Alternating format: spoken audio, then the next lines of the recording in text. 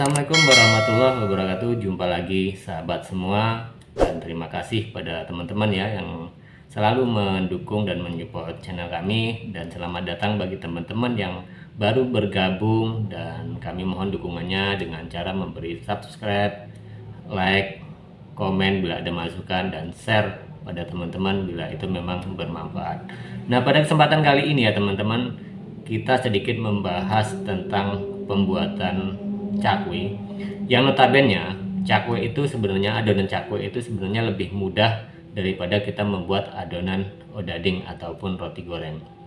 Namun ada salah satu referensi dan berbagai tutorial yang mengatakan bahwa di dalam adonan itu kan terdapat namanya ragi instan atau pengembang. Nah, ragi instan ini bila terkontaminasi langsung dengan garam, biasanya ini akan menghambat pengembangnya adonan yang kita buat.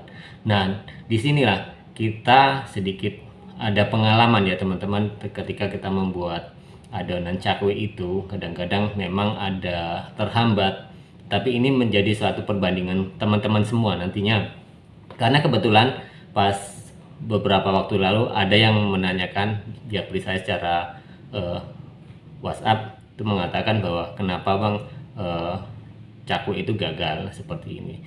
Dan walaupun sebenarnya cakwe itu kan, adonan cakwe itu lebih mudah daripada adonan roti gorengnya ataupun odading. Nah teman-teman, ada satu hal yang tadi saya sebutkan, ketika kita memberi ragi instan atau pengembang terkontaminasi dengan garam, ini akan menjadi suatu penghambat. Makanya dengan itu kita harus bisa benar-benar memilih garam yang sesuai dengan apa yang bisa bereaksinya pengembang atau ragi instan di adonan kita. Jadi seperti ini ya pengalaman kami ya teman-teman. Ketika kami memberi garam itu biasanya ini ada satu perbandingan. Ketika kita memberi garam yang contohnya teman-teman garam seperti ini garam yang agak kasar seperti itu.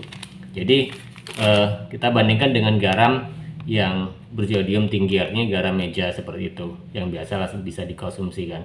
Nah, ini juga sepertinya ada suatu indikasi bahwa ketika garam beriodium yang sangat tinggi ini, tidak tahu kenapa bila kita pakai itu sedikit agak menghambat. Walaupun itu sebenarnya kita tidak tahu ya teman-teman, tapi ini perbandingan dari pengalaman ya. Jadi pada dasarnya juga kami akhirnya menggunakan garam yang lebih kasar, atau kalau dalam bahasa Jawa itu biasanya ada garam kerasa ya. Nah, karena dulu kan ada garam yang kasar-kasar jualan itu, nah sekarang itu memang sudah tidak ada ya teman-teman. Jadi kemudian kita menggunakan garam bata yang susunan seperti bata itu yang dalam plastik besar, nah seperti itu. Cuma pas kami usaha di Kalimantan ini, garam itu jarang sekali kita jumpai, dan akhirnya kita membeli garam yang bungkusan. Tetapi ini jenisnya lebih kasar daripada garam yang di meja itu seperti itu, atau garam makan ya. Nah, ini mempermudah fermentase ketika dicampurkan dengan ragi instan atau pengembang ya. Jadi ini salah satu kendala kita biasanya kalau garam itu menyentuh dengan ragi instan, itu menjadi penghambat sendiri ketika akan bereaksinya pengembang atau ragi instan itu. Makanya dengan itu kami mencari solusi, yaitu dengan garam yang lebih kasar. Tidak tahu gitu kenapa, tetapi ini berdasarkan pengalaman saja. Dan kemudian kita juga bisa membandingkan antara dengan garam yang sangat halus itu atau yang bersodium tinggi atau garam meja atau garam makan yang biasa langsung dihidangkan di meja-meja itu, dengan garam yang biasa yang lebih kasar seperti ini. Dari segi rasa itu pun sangat akan mempengaruhi, karena rasa asinnya dan rasa terasanya di lidah itu lebih kerasa garam yang lebih kasar. Nah, secara kalau kita menggunakan garam yang lebih lembut itu rasanya sepertinya kurang ya, artinya seperti itu. Ini berdasarkan pengalaman saja teman-teman. Bila ini bermanfaat bagi teman-teman, monggo silahkan buat referensi teman-teman semua. Tapi ini kami sudah membuktikan beberapa tahun belakangan ini, sehingga ketika kami mencari garam itu ya garam yang lebih kasar.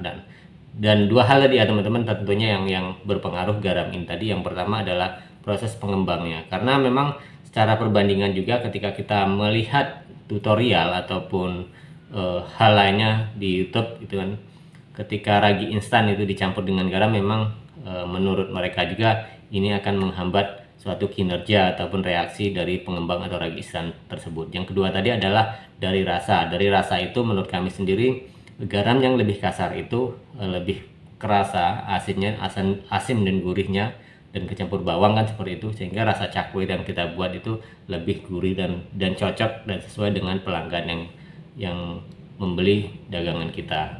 Nah, jadi itu saja teman-teman, sedikit sharing dari saya. Ini hanya sekedar pengalaman dan kiranya bisa bermanfaat bagi teman-teman dan menjawab salah satu teman yang pernah menghubungi saya bahwa mengatakan kenapa cakwenya tidak ngembang. Mungkin ini menjadi salah satu alternatifnya ya teman-teman ketika cakwe tersebut tidak ngembang. Dan terima kasih pada teman-teman semua yang masih setia dengan channel kami. Kita berjumpa lagi di video dan tayangan berikutnya.